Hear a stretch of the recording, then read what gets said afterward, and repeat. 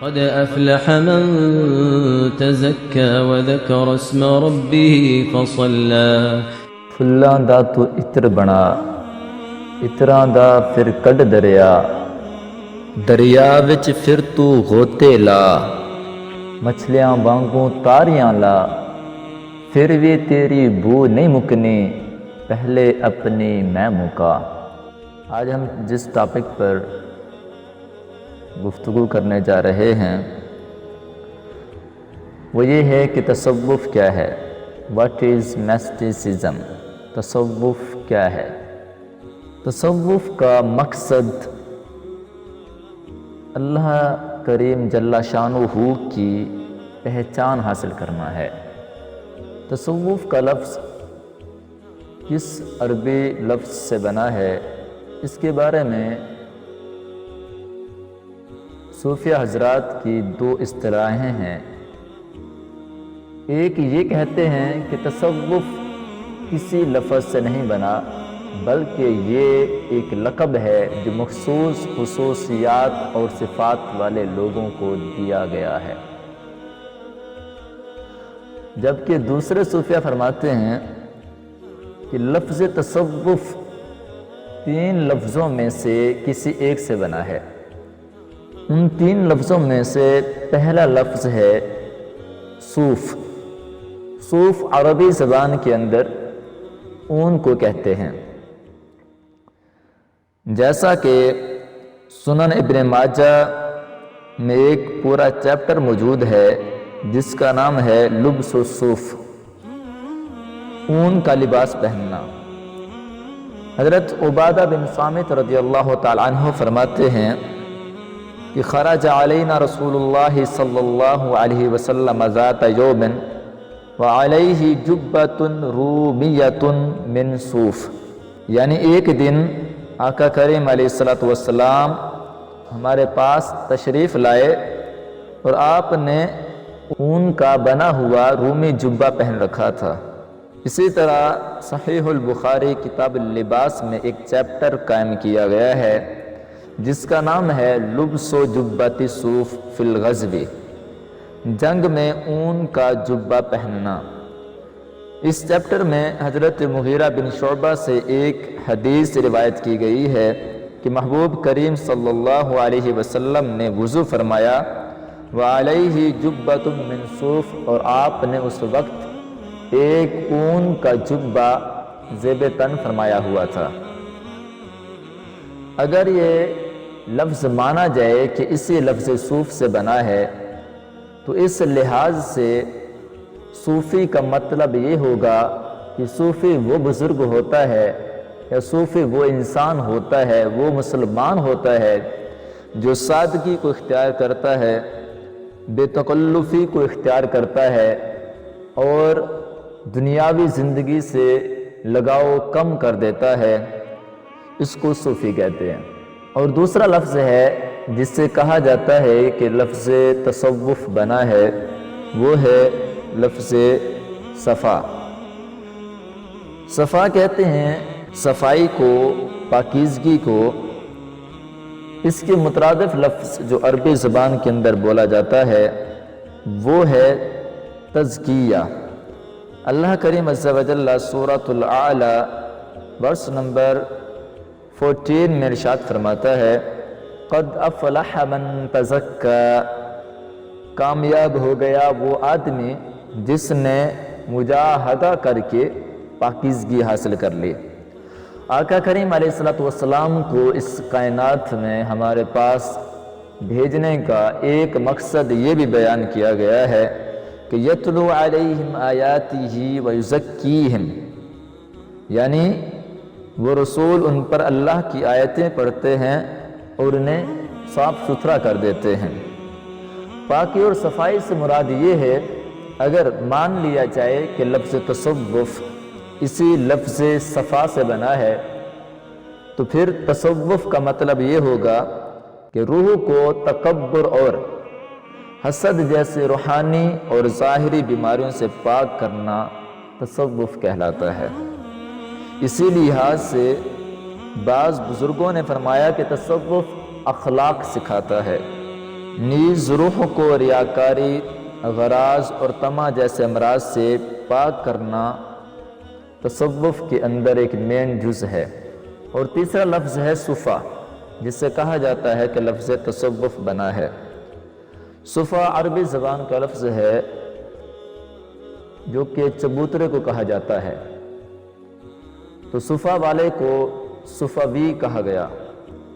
تو چونکہ یہ لفظ زبان پر بولنا تھوڑا ثقالت پیدا کرتا تھا، بوجھ بنتا تھا، اسی وجہ سے اس لفظ کو تھوڑا سا بدل کر صوفی کا نام دے دیا گیا۔ اسی کے مقابل، اسی کے مترادف ایک لفظ عربی زبان میں فقراء استعمال کیا جاتا ہے۔ اب دیکھتے ہیں کہ فقراء عربی زبان میں یا قرآن پاک میں کن لوگوں کو کہا گیا ہے۔ اللہ کریم عز و جل سورۃ البقرہ ورس نمبر 273 میں ارشاد فرماتا ہے، لِلْفُقَرَاءِ الَّذِينَ اُحْصِرُوا فِي سَبِيلِ اللَّهِ، وہ فقراء جو اللہ کی راہ میں روکے گئے ہیں۔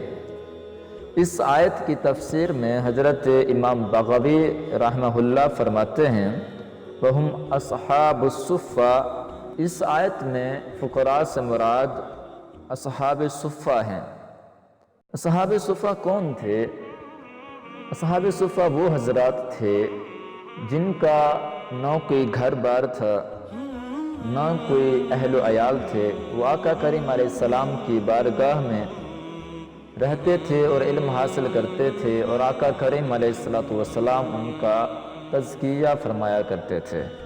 حضرت ابو ہریرہ رضی اللہ تعالیٰ عنہ ان کے حالات بیان کرتے ہوئے فرماتے ہیں، رأیت 70 من اصحاب الصفہ ما منهم رجل علیہ رداء اما ازار و اما کساء قد ربطوا فی اعناقهم فمنها ما يبلغ نصف الساقین ومنها ما يبلغ القعبین فیجمعه بیده کراہیت ان ترى عورته۔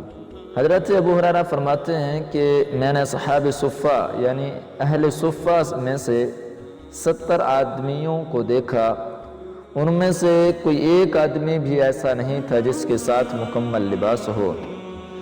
ان کے پاس صرف ہر ایک کے پاس تہبند ہوتا تھا یا صرف اوڑھنی ہوتی تھی، جسے انہوں نے اپنی گردن کے ساتھ گرا دی ہوئی ہوتی تھی۔ ان میں سے کچھ چادریں آدھی پنڈلی تک ہوتی تھیں اور ان میں سے کچھ چادریں ٹخنوں تک ہوتی تھیں۔ پھر وہ انہیں اپنے ہاتھوں سے پکڑ کر رکھتے تھے کہ کہیں ان کا ستر نہ کھل جائے اور ان کی بے پردگی نہ ہو جائے۔ یہ لوگ کثرت سے اللہ تعالیٰ کا ذکر کرتے تھے، اسی لیے اللہ کریم عز و جل نے اپنے حبیب کریم صلی اللہ علیہ وسلم کو حکم فرمایا کہ ان لوگوں کو وقت دیا کریں اور انہیں اپنی نگاہ رحمت میں رکھیں۔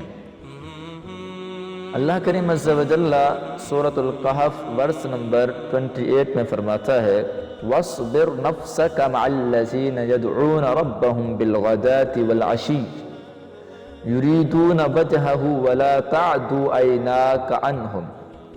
اے محبوب، اپنے آپ کو ان لوگوں کے پاس روکے رکھیے جو اپنے رب کو صبح و شام یاد کرتے ہیں، اللہ کی رضا چاہتے ہیں، اور ان سے اپنی نگاہیں مت ہٹائیے۔ آقا کریم علیہ السلام پر جب یہ آیت مبارکہ اتری تو آقا کریم علیہ السلام نے اللہ کا شکر ادا کرتے ہوئے یہ الفاظ فرمائے، الحمدللہ الذی جعل فی امتی من امرت ان اصبر نفسی معہم، کہ اللہ کا شکر ہے جس نے میری امت میں ایسے لوگ پیدا فرمائے ہیں جن کے پاس ٹھہرنے کا مجھے حکم دیا ہے۔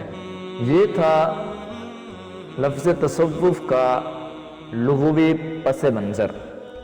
اب ہم آپ کو صوفیاء کرام علیہم الرضوان کی اصطلاح میں صوفی کسے کہتے ہیں یہ ذرا بتا دیتے ہیں، تاکہ ہماری اچھی طرح سے تسلی ہو سکے کہ تصوف کہتے کسے ہیں۔ ہر ایک اپنے مافی ضمیر کے مطابق تصوف کی تعریف بیان کی ہے۔ حضرت ابو محمد جریری رحمۃ اللہ علیہ سے پوچھا گیا کہ تصوف کسے کہتے ہیں، تو آپ نے فرمایا ہر اعلیٰ مخلوق میں شامل ہو جانا، اور ذلیل لوگوں سے نکل جانا تصوف کہلاتا ہے۔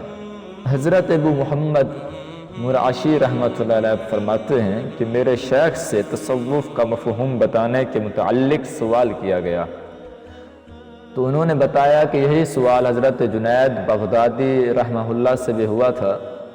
آپ نے اس کا یہ جواب دیا تھا کہ جب اللہ تمہیں اپنی ذات کے لحاظ سے مار دے اور اپنی ذات کے لحاظ سے زندگی دے دے تو اسے تصوف کہتے ہیں۔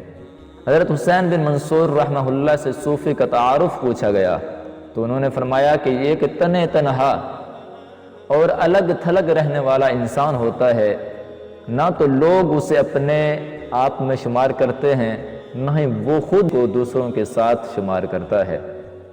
حضرت ابو حمزہ بغدادی رحمہ اللہ نے فرمایا ایک سچے اور حقیقی صوفی کی پہچان یہ ہوتی ہے کہ پہلے اگر وہ مالدار تھا تو اب فقیر بن جائے، عزت دار تھا تو کم عزت والا بن جائے، شہرت رکھتا تھا تو گمنام ہو جائے۔ فرماتے ہیں کہ لیکن جھوٹے صوفی کی علامت یہ ہوتی ہے کہ اگر پہلے وہ محتاج تھا، فقیر تھا تو مالداری کی طرف رجحان کر لے، ذلیل تھا تو عزت دار بن کر دکھانے کی کوشش کرے، اور گمنام تھا تو شہرت پسند کرنے لگے۔ حضرت عمر بن عثمان مکی رحمہ اللہ سے تصوف کے بارے میں پوچھا گیا کہ what is mysticism، کہ تصوف کیا ہے، تو آپ نے فرمایا صوفی کا ہر وقت ایسا ہونا چاہیے کہ وہ اپنی موجودہ حالت جو کیفیت کی حالت ہے اس پر برقرار رہے تو یہ تصوف ہوگا۔ حضرت محمد بن علی قصاب رحمہ اللہ نے فرمایا نیک لوگوں میں نیک آدمی سے نیک وقت میں نیک عادات کے ظاہر ہو جانے کو تصوف کہتے ہیں۔ اور حضرت سمنون رحمہ اللہ سے تصوف کے بارے میں وضاحت کرنے کو عرض کیا گیا تو فرمایا تصوف یہ ہے کہ تو خود کسی چیز کا مالک بن کر دکھائے اور نہ تجھے کوئی اللہ کے سوا اپنا مملوک بنائے۔ حضرت رویم رحمہ اللہ سے تصوف کی وضاحت پوچھی گئی تو فرمانے لگے ہر تعلق توڑ کر صرف اللہ سے لو لگا لینا تصوف شمار ہوتا ہے۔ حضرت جنید بغدادی علیہ رحمہ فرماتے ہیں کہ صوفی ایک لحاظ سے زمین کی طرح ہوتا ہے کہ ہر نیک و بد اسے روندتا چلا جاتا ہے، ایک بادل جیسا ہوتا ہے کہ ہر ضرورت مند کو سیراب کرتا ہے، بارش کی طرح ہوتا ہے کہ ہر ایک پر برستا ہے اور ہر ایک کو کھلے دل سے عطا کرتا ہے۔ حضرت روز باری رحمہ اللہ فرماتے ہیں کہ تصوف یہ ہوتا ہے کہ انسان اپنے پروردگار کے در پر دھرنا دے کر بیٹھ جائے، خواہ اس کو دھکے کیوں نہ کھانے پڑے۔ حضرت شبلی نعمانی رحمۃ اللہ علیہ فرماتے ہیں دل میں کسی بھی چیز کا غم رکھے بغیر اللہ سے لو لگا لینا تصوف کہلاتا ہے۔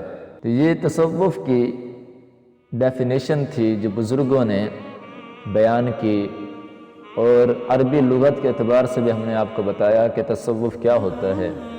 انشاءاللہ العزیز ہم نیکسٹ ویڈیو میں تصوف کی تاریخ کو بیان کریں گے، ہسٹری آف مسٹیسزم، کہ تصوف کی تاریخ کیا ہے، یہ تصوف کی اصطلاح جو ہے کب سے استعمال ہونا شروع ہوئی، اور صوفیہ میں سب سے بلند مقام کس صوفی کا ہے۔ انشاءاللہ العزیز ہم نیکسٹ ویڈیو میں اس کو بیان کریں گے۔ والسلام علیکم ورحمۃ اللہ۔